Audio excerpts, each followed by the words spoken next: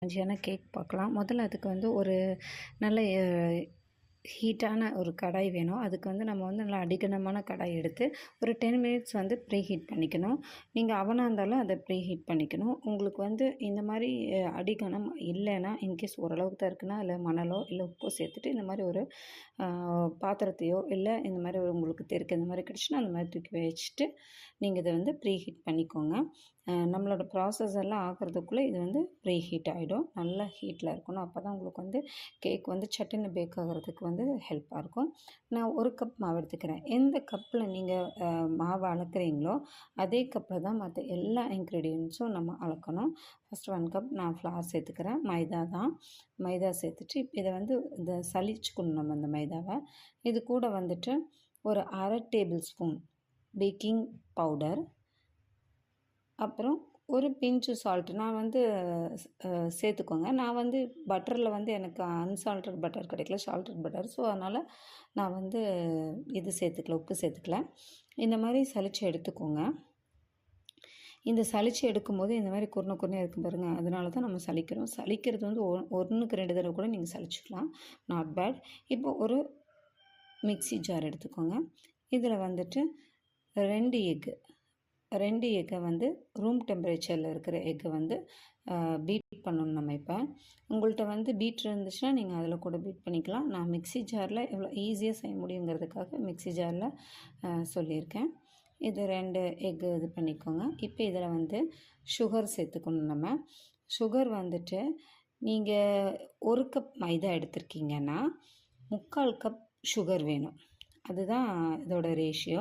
So நான் வந்து 3/4 cup sugar எடுத்துகிட்டேன். அதே கப்பில் தான் எடுத்திருக்கேன். கப்பை நான் சேஞ்ச் பண்ணாமல் இருக்கணுங்கிறக்காக தான் அந்த மாதிரி காமிக்கிறேன், மாவு போட்ட கப்லேயே காமிக்கிறேன். 1/4 cup refined oil, sunflower oil போதும். நீங்கள் வந்து நம்ம பட்ரு சேர்த்தாலும் ஆயில் இந்த மாதிரி சேர்த்து அடிக்கிறதுனாலக்கே ஸ்பாஞ்சியாக இருக்கும் உங்களுக்கு அந்த கேக்கோட அந்த ஃப்ளஃபினஸ் வந்து நல்லாயிருக்கும். ஸோ நீங்கள் ஆயில் சேர்த்துக்கோங்க. இப்போ இதை வந்து ஒரு 2 மினிட்ஸ் நம்மளால் நல்லா இதை வந்து பீட் பண்ணி எடுத்துக்கணும். மிக்ஸி ஜார்லனா நல்லா ஓட்டி எடுத்துக்கோங்க. இந்த மாதிரி நல்லா நுர பொங்க எடுத்துக்கோங்க. பாருங்கள், இது நல்லா நுர பொங்கியிருக்கு. இப்போ இதை நம்ம வந்து ஒரு சைடில் வச்சிடலாம்.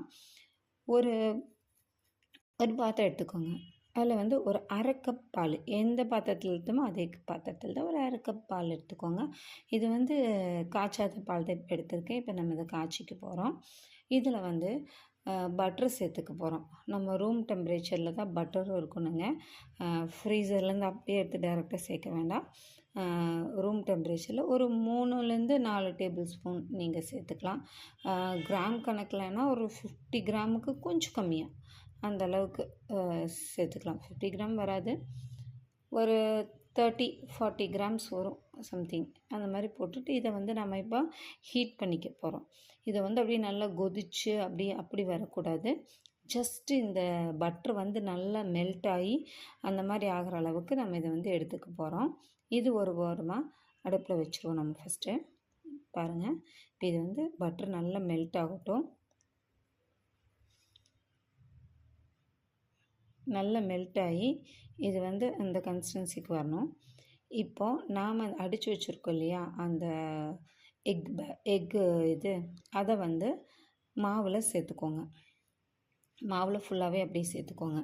சேர்த்துட்டு நல்லா ஜென்டிலான மிக்ஸ் கொடுங்க. எந்த பக்கம் ஃபஸ்ட்டு நீங்கள் இது பண்ணுறீங்களோ அதே பக்கம்தான் கட் அண்ட் ஃபோல்டர் மெத்தட் சொல்லுவாங்க, ஃபோல்டு மெத்தடு சொல்லுவாங்க. அந்த மாதிரி இதை நீங்கள் வந்து நல்லா ஃபோல்ட் பண்ணி இது பண்ணிக்கணும். ரொம்ப போட்டு அடிச்செல்லாம் இது பண்ணிக்காதீங்க, ரொம்ப கஷ்டமாயிரும்.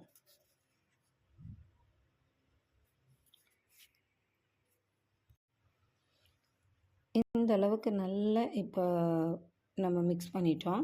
இது பாருங்கள் எவ்வளோ திக்னஸாக இருக்குது. இப்போ இதில் வந்து நம்ம 1/2 கப் பால் எடுத்து வச்சுருக்கோம் இல்லையா, அதில் 1 டீஸ்பூன் வெனிலா எசன்ஸ் சேர்த்துக்கோங்க.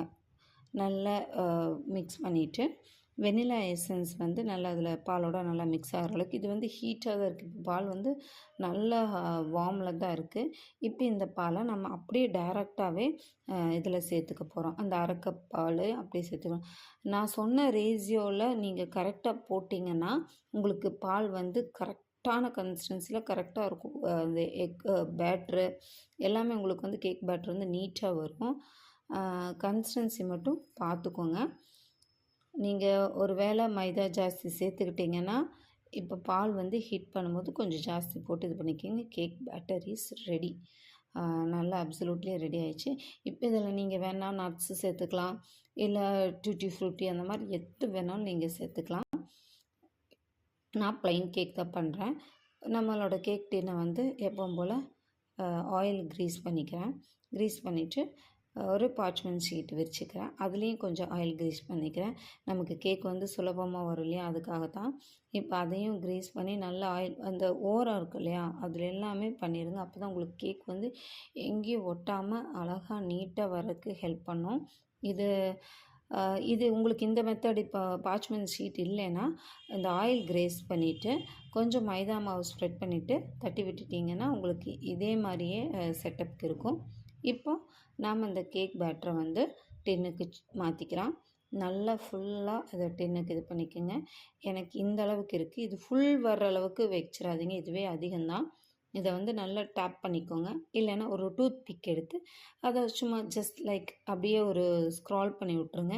உள்ளே வந்து ஏர் பப்பிள்ஸ் இருக்கும், அதனால தான் நம்ம இந்த மெத்தடை ஃபாலோ பண்ணுறோம்.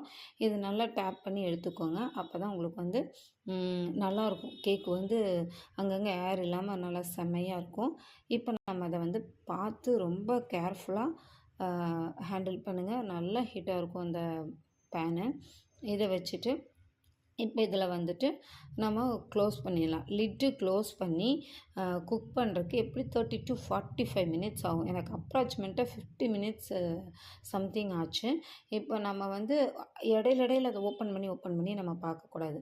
ஒன்ஸ் க்ளோஸ் பண்ணிட்டிங்கன்னா 30 மினிட்ஸ்க்கு அப்புறமா தான் நம்ம வந்து டூத் பிக் எடுத்து குத்தி பார்க்கணும்.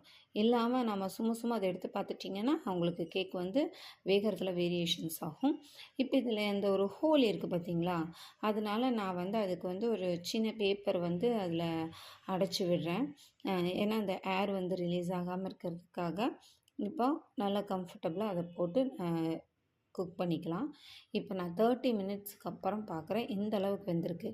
என்னோட அந்த இது இருக்கு இல்லைங்களா, கிளாஸ் லிட்டு வந்து செட் ஆகலைன்னு நான் வேறு ஒரு லிட்டு போட்டு தான் இதை குக் பண்ணிகிட்ருக்கேன். ஏன்னா பாருங்கள் நல்லா ஃப்ளஃபியாக வந்திருக்கு நம்ம கேக்கு.